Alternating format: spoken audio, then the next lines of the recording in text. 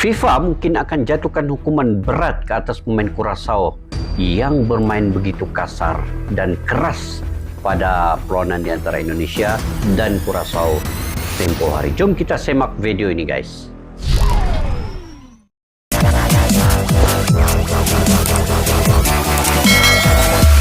Assalamualaikum dan salam sejahtera. Selamat bertemu kembali di channel Askalani Studio.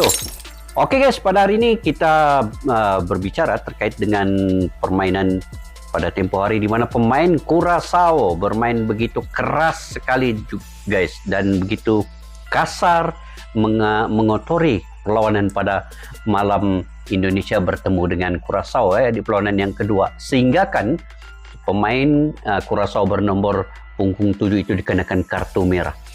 Ini provokasi sebenarnya. Saya pun tidak pasti. Ini taktikal yang digunakan oleh Curaçao untuk memprovokasi pemain-pemain Indonesia dan mengganggu fikiran mental pemain Indonesia. Tetapi sebenarnya pemain Indonesia telah dididik oleh Sinteyong untuk mengekalkan mental emosi walaupun terprovokasi dengan cara permainan keras yang ditunjukkan oleh pemain-pemain Curaçao ini. Apapun, saya sangat salut kepada Sinteyong dapat mengekalkan konsisten mental kepada semua pemainnya, ya, sama ada di dalam lapangan maupun di luar lapangan, di bangku-bangku cadangan itu. Kadang-kadang guys, ada pemain yang tidak dapat mengawal emosi sampai pemain di bangku cadangan pun terus merusuh ke dalam lapangan, membantu rakan mereka yang dikasari. Itu merupakan perkara yang tidak baik sebenarnya. Jika emosi itu tidak dikawal dengan baik, itu akan mengganggu fokus permainan sebenarnya. Jadi apa yang terjadi pada malam itu, pemain-pemain Indonesia ini semua bersikap positif dan dapat mengawal perasaan, dapat mengawal emosi mental mereka. Kecuali sedikit terprovokasi itu Sadi Ramdhani, tetapi dia kemudian dapat menetralkan keadaan itu dan mengawalnya dengan sempurna begitu.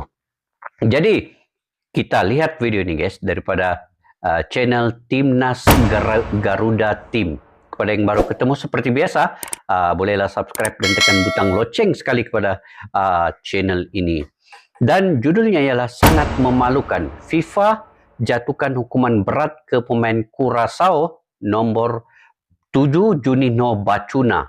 Harusnya jom sama-sama kita lihat bagaimanakah kekasaran, kekerasan yang dilakukan oleh pemain ini sehingga mendapat kartu merah. Tanpa berbasa-basi, jom kita semak video ini.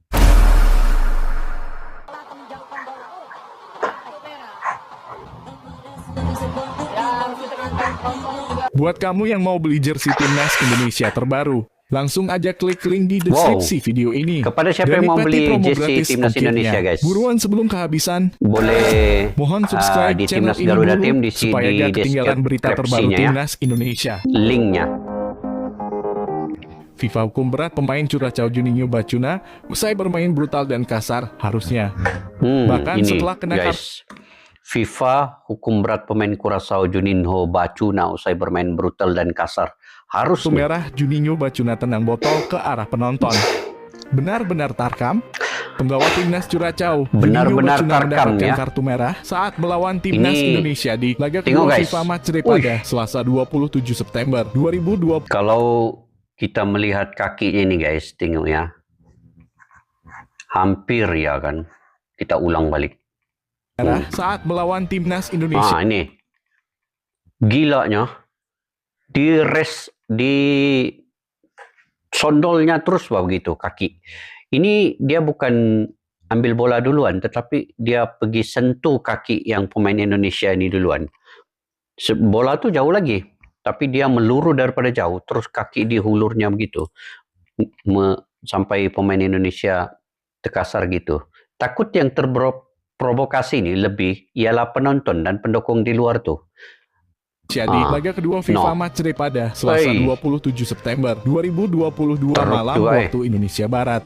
Menariknya, usai diusir dari wasit, Juninho yang kesal justru melampiaskan emosinya dengan menendang botol ke arah penonton yang berada di Stadion Pakansari. Pada laga tersebut, Curacao memang bermain cukup keras karena beberapa kali terlihat melakukan pelanggaran terhadap penggawa timnas Indonesia. Ini nomor 7 ini kan. Permainan keras Curacao pun. Tapi yang paling banyak selalu dikasari ini Arhan Pratama, kemudian masuk pula Marcelino di babak kedua pun banyak juga ya dikasari. Terjadi di menit 80. Pada saat itu menit Juninho yang sudah mengoleksi nih. 1 kartu kuning justru melakukan pelanggaran keras terhadap Dia kena Marcelino kartu kuning kedua, guys. di pinggir lapangan. Kartu kedua, Sontak wasit langsung mengeluarkan kartu kuning kedua untuk Juninho yang otomatis ia langsung terkena kartu merah. Kan? Juninho pun terlihat kesal dengan keputusan wasit dan menendang bola ke arah penonton. Dia tendang bola ke arah penonton lagi. Itu yang sikap Juninho itu justru melemparkan. Macam tiada adab juga guys gitu. Sudah kena kartu kuning kedua, kartu merah, tendang bola lagi kepada pendukung. Itu provokasi yang paling jahat lah kan kalau dikira kan. Kalau sudah kena kartu merah sepatutnya pergilah keluar. Tapi dia botol ke dalam lapangan. Tendang Juninho bola yang masih ke dalam arah keadaan pendukung emosi lagi. lantas melampiaskannya ke botol dengan menendangnya ke arah penonton. Bahkan papan iklan yang berada di pinggir lapangan ikut roboh karena Juninho ikut menendangnya. Karena sikap Juninho itu, penonton stadion Pakansari ikut emosi. Beruntung para penggawa timnas Indonesia langsung terpancing emosi itu guys. Pendukung kan bila dibuat sebegitu pemain Curaçao ini, emosi siapa yang tidak terpancing kan? Maksudnya itu tindak balas kepada apa yang dilakukan oleh pemain Juninho Curaçao nih.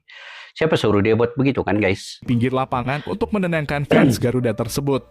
Kalau menurut admin ini seharusnya FIFA segera turun tangan. Masa laga resmi FIFA Iya memang betul. Sepatutnya FIFA melihat itu satu kesalahan yang berat ya. Apabila sehingga menendang bola ke arah pendukung itu kalau diikutkan daripada peraturan yang ada, hukuman patut dilakukan dan diberi kepada Juninho ini. Kemungkinan gantung perlawanan kah, sama ada 2 atau 3 perlawanan. Sebab dia melibatkan pendukung, bukan sudah pemain. Di dalam lapangan pun dia sudah bermain keras, bermain kasar, itu sudah dikenakan kartu. Kuning pertama, kuning kedua, kartu merah. Lepas tu dia pergi buat sasaran kepada pendukung pula. Itu memang kalau diikutkan tidak boleh dimaafkan dan perlu ada hukuman yang berat sebenarnya.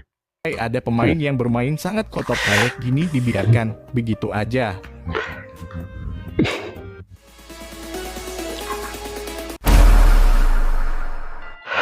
Oke guys, saya salut kepada pemain-pemain semua pemain timnas Indonesia pada malam itu bermain secara profesional. Pengurusannya pun di bangku cadangan juga kepada pemain-pemain cadangan di bangku simpanan di luar itu juga. Itu semua berfikiran secara profesional. Mereka tidak terburu-buru untuk terprovokasi, terpancing emosi mereka kepada pemain Curaçao ini. Karena perlu diingat, ketika perlawanan, ketika permainan tengah berlangsung itu ada wasit lagi yang mengadilinya. Jadi jangan cepat terprovokasi dengan cara tindakan pemain lawan. Walaupun mereka keras mainnya, kasar mainnya, itu wasit masih ada untuk memberikan kartu. Dan akhirnya bila diberikan kartu kuning, kartu merah itu, sasaran pemain Curaçao itu pula kepada pendukung. Itu memancing pula kepada emosi pendukung, penonton yang ada pada malam itu.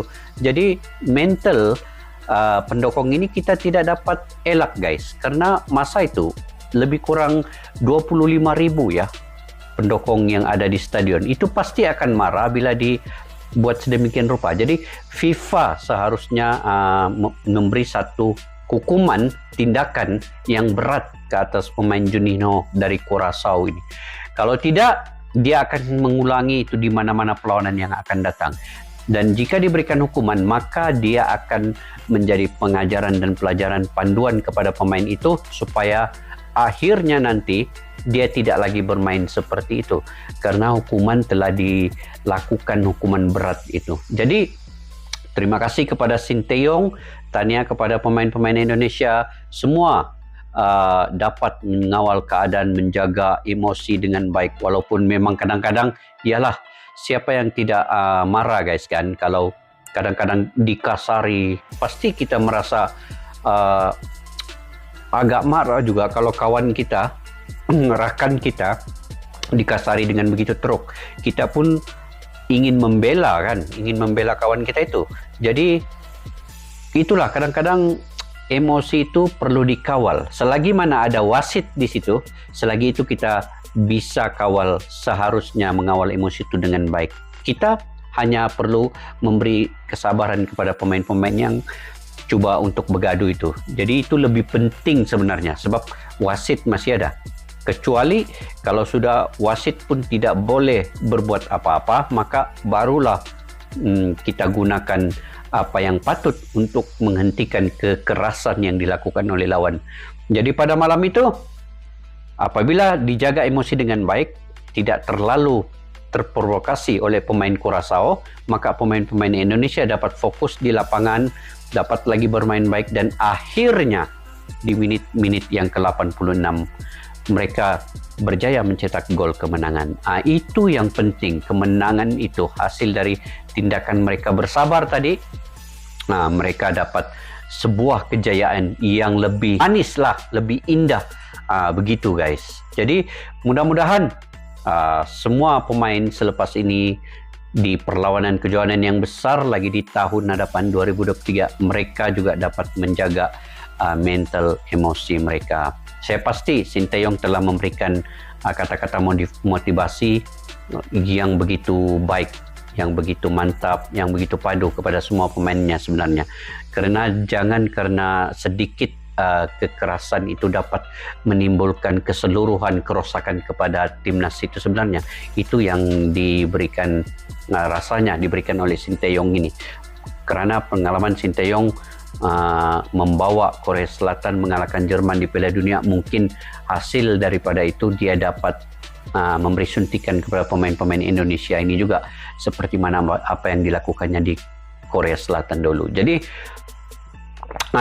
saya lebih kepada menjaga hal-hal yang positif guys. Saya suka kepada pemain yang memberi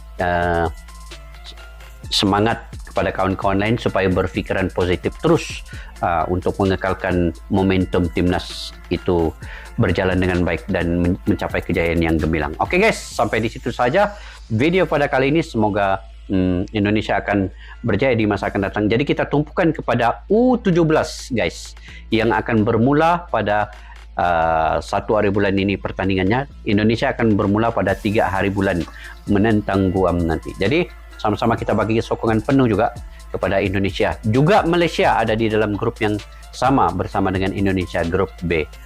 Jadi jika kalian punya pandangan dan pendapat tersendiri, bolehlah komentar di ruang kolom di bawah untuk berbagi info daripada kalian guys.